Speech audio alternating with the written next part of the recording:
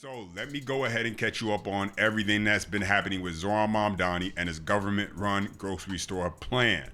So Mamdani recently announced that these stores would offer a basket of essential goods, ladies and gentlemen, meat, eggs, milk, and other everyday items at prices set 30% below retail, right? Then he was asked a very basic question.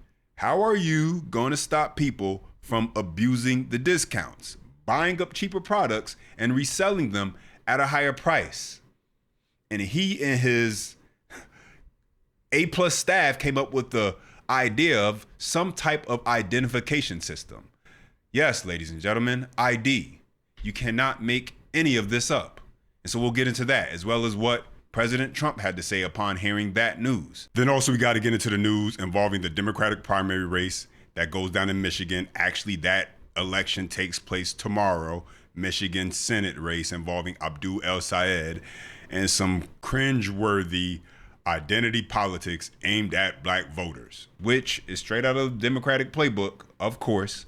And then we got to head to Wisconsin, where you got the Socialist, card-carrying DSA member, dues paid up, gubernatorial candidate Francesca Hong, and a bit of hypocrisy going on with the event that she's holding where, yeah, they need ID to get in. And so, I mean, we got a lot to get into, ladies and gentlemen.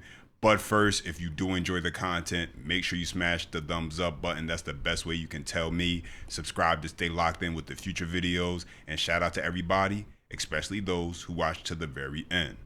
Let's go ahead and jump into it and start right over here. And so let's go ahead and start right here, ladies and gentlemen, with Mamdani answering the question of how will you police those who look to take advantage of these wonderful discounts that this government-run grocery store will offer. Take a listen. How are you going to keep people from taking advantage of that, that deal, basically? And is there going to be a limit on the number of items that someone can take that are discounted at that level from that essential basket?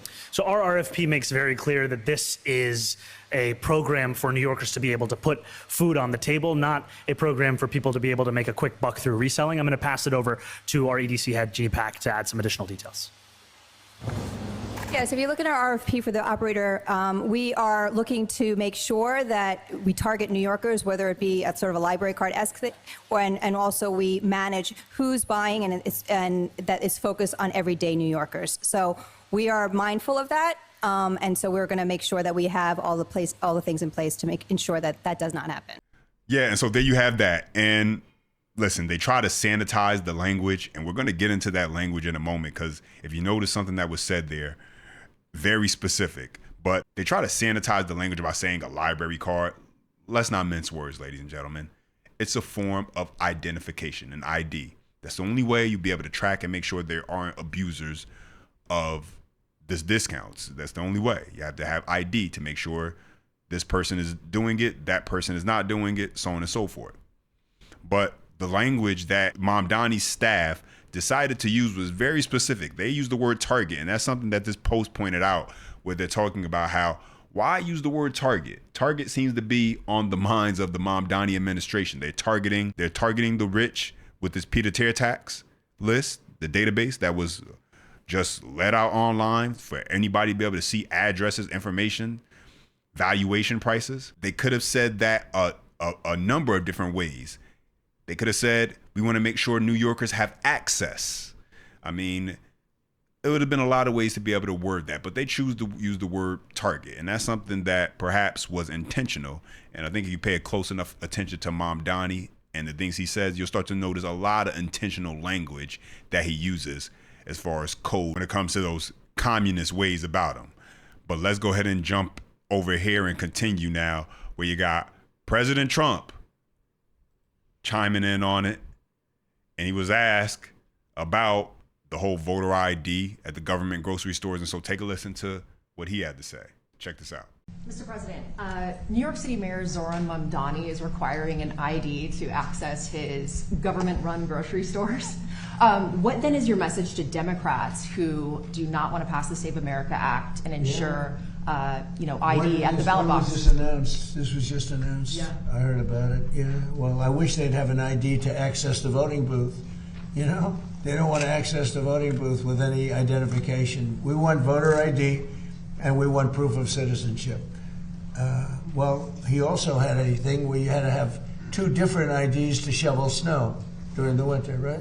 So that's a very friendly question. I like her. Who are you with? One American News, sir. Very good. All right. Well, good question. Yeah, and so there you have that. Democrats are trying to sell everybody on this whole idea that there's not any cheating going on in our elections. Therefore, there needs to be no change to our election rules. We don't need voter ID because there's nothing happening, nothing to see here. Now, we know now that that's just not true. I mean, most recently, New Jersey's governor had to come out and admit that there was some, pretty fishy business going on where 6,600 non-citizens showed up on the voter roll, 400 of whom actually participated in elections. And so we know that this is happening. We just don't know the exact number because Democrats aren't handing over their voter rolls. They're being difficult with cooperating with the federal government on that side of it. So it's hard to know an exact gauge as far as how frequently this happens and how much it occurs. But let's go ahead and continue and go back to New York because, this was bound to happen. Of course, when you play the identity politics game, this will happen. And so this is just very fascinating to watch where now you have Democrats across New York City blaming and accusing communist Mayor Mamdani, it says right here, of turning his back on minorities and the needs of the outer neighborhoods. Frustration appears to be building from several different directions. Democratic leaders in New York City's outer boroughs say they believe that Mayor Zoran Mamdani is ignoring them, and one borough president even suggests that the Democratic Socialist of America is a racist group. Queensboro President Donovan Richards shared a 2021 survey by the DSA on X, claiming that 85% of members are white. The DSA says a more recent survey last year shows that number is now 66%. Regardless, Richards wrote on X, quote, "White supremacy comes in all forms." Here's Democratic City Council member Oswald Felice talking about the DSA. This is a city that is very diverse, and any group that doesn't have the diversity that we generally see in every part of the city, whether it's in our schools or in our neighborhoods, I think that on its own raises many questions. Sandra, there is also frustration that Mamdani prioritized a beautification project on Park Avenue, but neglected a similar project in the Bronx. Councilman Felice tells Fox News that Mamdani gave his community, quote, crumbs, and he hopes the mayor will do more to actually help disadvantaged New Yorkers. Felice says that his community deserves more than just rhetoric and words from Mamdani. The mayor's team didn't respond to Fox News, but he did say earlier today his administration is always looking for ways to invest in outer boroughs like the Bronx. We are looking at every different avenue that we have to invest in the Bronx. And when we're thinking about these kinds of moments where we're investing in housing here in the Bronx, but also in investing in youth programming across the Bronx and across the city. But not everybody feels that way. Another Democratic council member, Eric Dinowitz, told Politico that basic outer borough needs, like installing stop signs, for example, are being ignored under the Mamdani administration. Yeah, so there you have that. Apparently you got New York Democrats who they're upset because apparently the communist mayor is not holding his word. Who knew? Shocker, right? Wow, this is funny. If you've been paying attention, Mamdani governs for the headlines. He governs for social media. He governs in a way where he's not really concerned about what's going to happen down the line, if his ideas are even actually any good. It just matters that he can make the headlines now and it can be seen as a win. Government-run grocery stores that are going to cost the taxpayer more and more money based on if they're actually successful, it will actually cost the taxpayers more. I broke this down in the previous video, how that's going to actually end up working out negative. And so if they're not successful, it sucks because you just spent all this money on these government-run grocery stores. But if the stores actually are successful and he actually can do the things he says he's going to do, it will then end up costing taxpayers millions and millions and millions and millions of dollars to be able to keep the thing going, because someone has to pay for the discounts. And the more people who buy the products, the more discounts that have to be applied. I broke this down in a previous video, ladies and gentlemen. And so it's not a winning situation. But it sounds good to say, hey, I'm getting these government-run grocery stores that I promised in my campaign. I'm doing it. Same thing with this whole taxing the second homes. The fact that it's now going to end up sweeping up people who been living in their homes all this time. It's not actually their second home. That doesn't matter. It just matters that, hey, I said I was going to tax the rich, and this is my version of showing you me taxing the rich. But let's continue. There is more going on in New York. I want you to take a listen to this, ladies and gentlemen. This is absolutely insane. Radical DSA affiliated tenant activists push rent strikes, crash landlord family events, fight evictions in the streets, and use government jobs to move toward revolution. Their allies now have influence inside Mamdani's City Hall. Take a listen to this. I'm an unregulated tenant, but I've won both of those rent strikes. Since the 6 years I've lived in these buildings, I'm an unregulated tenant, but I've won both of those rent strikes. Since the 6 years I've lived in these buildings, we've been on rent strike for a total of 3 of those years. Out of the last 7 years, at least 5.5 of those have been in court. Like, I don't even pay my rent to my landlord anymore. I just wait till we go to court, and then they tell me how much I'm going to pay. Yeah. We were like this really scrappy group of communists running around Brooklyn fighting illegal evictions in the street. Literally. And it was right after the George Floyd uprising. So there's this big energy of direct action. Because we have a large enough constituency in these tenant unions to actually, force with leverage that, if they don't kind of pass or push, these legislations that will, kick them out or throw them out in the street and guillotine them. I saw a flyer for the CHTU in the Franklin Avenue train station, called the number, had a conversation, and within a couple of weeks, C.O. Weaver and Elise Golden were in my lobby putting up butcher paper and organizing my building. So that was how I came into the movement. We make this rent payment effectively at the barrel of a gun. Tenancy is a site of class war and fits into the larger auspices of historical class struggle. Living on rent strike, right? Getting to experience having your housing without having to pay for it is one of those liberatory, is a liberatory vision of home. The tenant movement's horizon is working class control over where and how we live. And the conditions for that are socialism. I do think that what ultimately ended or killed cancel rent was the emergency rental assistance program. I think that took the fire out of some of the burgeoning tenant unions. Working class tenant movement of grassroots tenant unions. It's also sort of the largest affordability program in New York City, so you can get allies for it of people who wouldn't ordinarily support a tax on capital like rent control is. To call it a housing crisis specifically obfuscates the power relationship between landlords and tenants, right?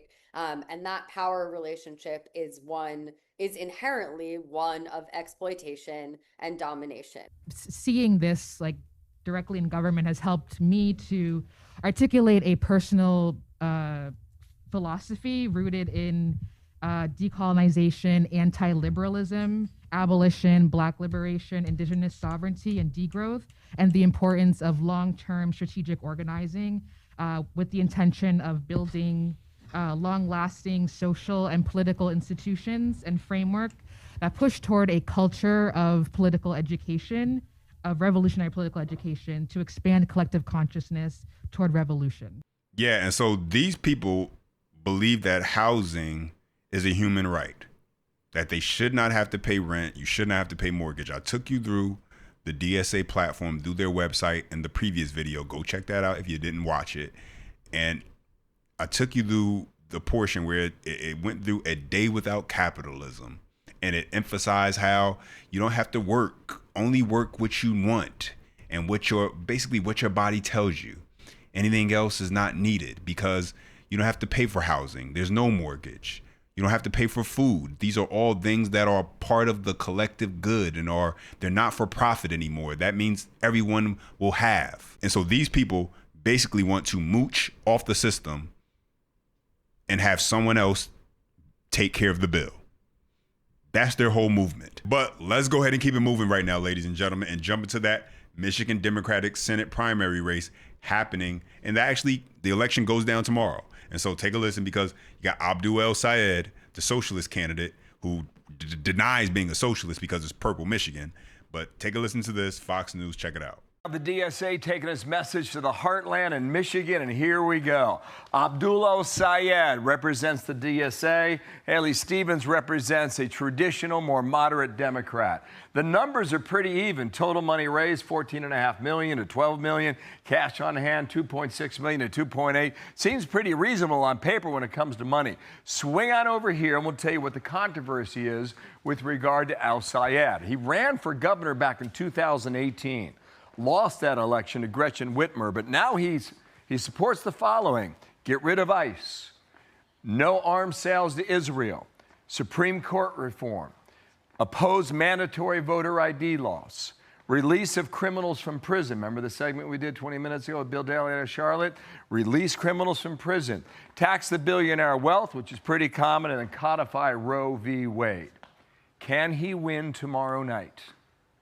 We're going to find out. Yeah, so the Democrat primary race is going on, but either way, they're still going to have to face off against a Republican candidate, which will be challenging in a state like a Michigan, which is a purple state, a swing state.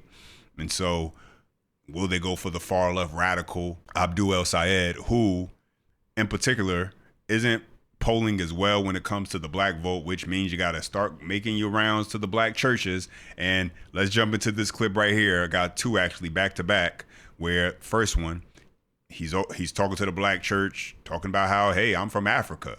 And then the next one, a black woman talking about how she's changed her mind after hearing him speak. That's all it took. Just a few words, a little bit of pandering, and voila. So let's check it out. Now, Reverend Jay, I couldn't help but think that as the one Muslim man who walked in this morning, you were preaching right to me. He said, don't be a victim of the valley. And sisters and brothers, I feel like I've been walking in a valley. And you've probably been seeing it on TV. And if you haven't, praise God that you haven't had to see it. But look, I know I'm not supposed to run for office. My name is Abdul El Sayed. I knew that the day I was born, and they gave me an 11-letter first name. Abdul's just half of it. The whole thing is Abdur Rahman. It's got sounds that come out of parts of people's throats they don't even know they have. But when my parents immigrated here from Egypt, northeast corner of Africa, they thought they were going to go back. Now, Reverend Jay, I couldn't help but think. But get this, when Abdul El Sayed went to speak at that black church yesterday and introduce himself to those people, he changed some minds. I want to play you a conversation I had with someone who heard him speak at church so you can get a sense of just how much that visit meant. Take a listen. His remarks were excellent, just what I needed to hear to make the right decision. Absolutely. He gave me confidence that he's not the person that they said he was. It changed my whole perspective on him. And Vaughn, that's really what it's going to come down to. It's a question of whether or not Abdul El Sayed's ground game can overcome Haley Stevens' outside advertising support. He certainly is putting in the work. He had double the amount of public events than Stevens this past weekend. Yeah, so there you have that. And you know what? There's no other way to say it other than never underestimate the ignorance of voters. I mean, you really can't. That's all it took, ladies and gentlemen. And I spoke about this before as we get into the next clip. I mean, I see what these people are doing, and I've shared it with you guys before as far as the tactic has been for these Democratic socialists that for the primaries, they went far left. They energized the base. They were able to knock out establishment Democrats, and we'll see what happens with this Michigan race tomorrow. But that's been pretty much the formula across the board. And then as they begin to eye the general election, they work their way back towards attempting to sound more centered, especially as we're watching what's going on in these swing states. And apparently people don't get that. That's something that these communist candidates will do. But take a listen to this because that's something that was emphasized on this news report right here. So take a listen. So Syed's race, I think, is going to become the standard that we see with all of these DSA adjacent or DSA endorsed type candidates, which is they run as basically a DSA candidate in the Democratic primary. Then once they secure the nomination, they immediately run to the center until if they actually win. And then if they do, they will, of course, go right back to DSA politics. As far as what Bill Maher has to say, I mean, sure, yeah, you can say good on him for being consistent with the kind of things that he's been preaching for years and years and years. But Bill, this whole thing has been happening in your party for like more than a decade, and you've been bashing Trump more than you've been bashing the left on your own side. So lie in the bed that you made, I guess. All right, and so let's go ahead and wrap things up with Francesca Hong in Wisconsin. She is the gubernatorial candidate, the likely winner of the Democratic nominee, especially after the former lieutenant governor dropped out of the race. And so let's take a look at this. These are just some of the wild and crazy things she said. Abolish the Senate. She is a card-carrying member of the DSA. Let's not forget that. Defund the police, ICE out of Wisconsin. This came up, which I thought was hilarious. I wanted to share with you guys. We know that Democrats seem to have this big issue with voter ID. Why should voters show ID? But when it comes to events that they hold, we've seen this with Obama and opening up that library in Chicago, ID needed. And here goes another example of the hypocrisy that we see on full display with Democrats, where she's holding an event and, of course, registration and photo ID required. No bags, though. That's not allowed, but you do need your ID. And so, once again, a prime example of the level of hypocrisy and the contradiction that we see coming out of this party that has now become basically the Socialist Party, ladies and gentlemen, AKA really what it is. I mean, they brand themselves as Democratic Socialists because they just can't come out and say communists. It's all in the marketing. But you know what? Those are my thoughts in the update. Now I want to hear from you. Drop your comments down below. Appreciate when you guys chime in. Don't forget, you enjoy the content. Smash that thumbs up. For more, subscribe to the channel. And as always, until next time.